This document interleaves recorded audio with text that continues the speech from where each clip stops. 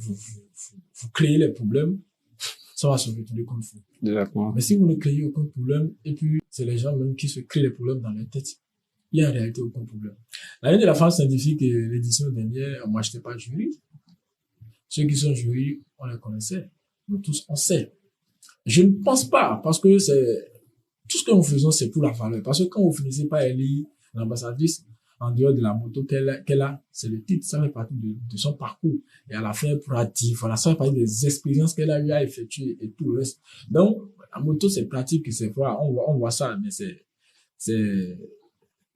comme on le dit, c'est vanité. C'est passager. Oui, c'est passager. Donc, d'ici 10 ans, ça va se gâter, ça va Oui. passer. Maintenant, après ces 10 ans, qu'est-ce qui reste? Ouais, c'est le titre qu'elle va porter éternellement. Exactement. Rester dans les archives de la FUA, rester dans les archives des ambassadrices de l'Union de la femme scientifique. C'est ce titre-là qu'elle va porter. Maintenant, c'est pour ce titre. Parce qu'il y a une chose. Moi, quand j'organise, il y a mon cœur, il y a mon esprit, il y a mon âme, tout est dedans. Seulement que je sais pas, Dieu m'a permis d'avoir ce fait là de pas, moi j'écoute pas trop les gens, tout ce que vous dites, mais le bruit, je n'aime même pas le bruit. J'aime rester dans le bruit, mais je n'aime pas le bruit. Je n'aime pas le bruit des gens, quand vous parlez tout le monde, moi je n'écoute pas. Mais c'est quand une seule personne se rapproche et dit en réalité ce qu'il pense, cette personne-là, on peut l'écouter. Parce que ça fait des preuves de considération et de bonnes méthodes. Voilà.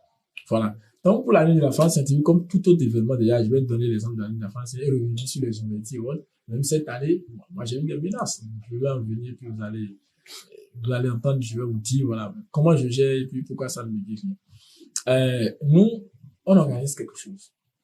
L'événement, c'est l'année de la femme scientifique. C'est des nuits de travail. Exactement. C'est des jours de travail.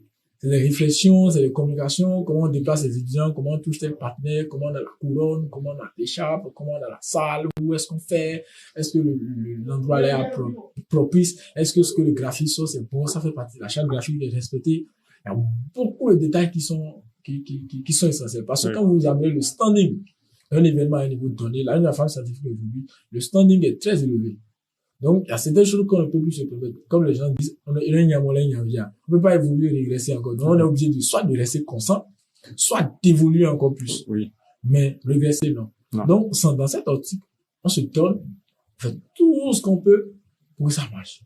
Maintenant, si vous-même, vous savez que à la fin, c'est pour choisir qui vous voulez, ça veut dire que tout cela n'aurait servi à rien. Toute l'énergie, toute l'organisation n'aurait servi à rien. Alors, pourquoi on le fait alors?